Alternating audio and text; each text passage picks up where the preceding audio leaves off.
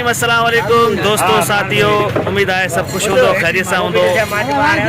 साईं पूरी तकरीबन मुन्नी सिंध जो टूर हणी करे पंहिंजी प्यारी सिंध सां प्यारे दोस्तनि सां पंहिंजे घर पंहिंजे बच्चनि सां सिंध जी दिलि कराची में पुगासीं।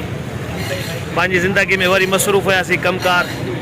असांजा पिरी प्यारा दोस्त, असांजा मोहसिन, असांजा सोना जेका बाजा दोस्त, बागड़ जी या दोस्त, बबरले या दोस्त असां वटि पहुचा, उनजी दावत रखीसीं जंहिंमें वाहिद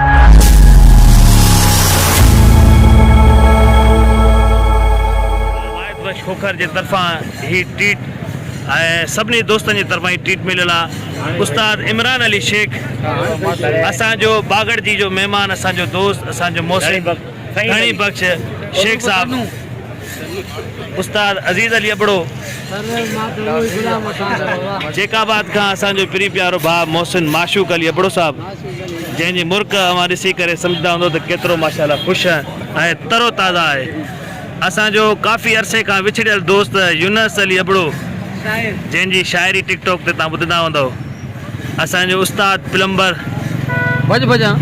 जंहिंजो नालो अकरम अली मीराणी आहे ऐं बा पठान खान बुरड़ो जेकी गजाणी आयो आहे महिमान ख़ासि असांजो माशूक अली अबड़ो साहब ऐं धणी बख्श शेख साहब, उनजे लाइ ख़ासो ख़ासि ट्रीट ॾिनी आहे अब्दुल वाहिद खोखर साहब।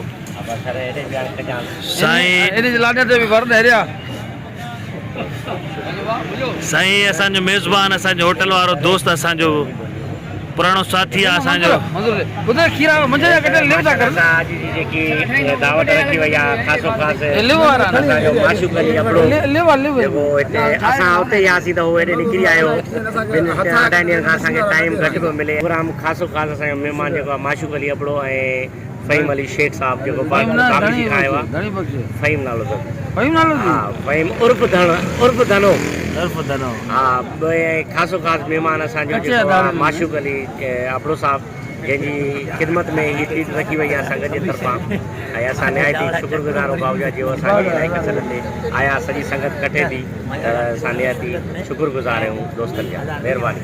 साईं गुलज़ारे जरी अब्दुल्ला रेस्टोरेंट ही आहे ऐं गुलज़ारे जरी थाणे जे बिल्कुलु अपोज़िट।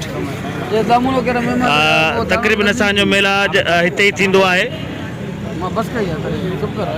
साम्हूं गुलज़ारे जहिड़ी थाणो आहे, उनजे बिल्कुलु अपोज़िट ई फास्ट फूड वारा कटाकट चपली कबाब ऐं ॿिया काफ़ी आहिनि, जिते असां अब्दुल्ला रेस्टोरेंट ते वेंदा, अब्दुल्ला नियारी हाउस।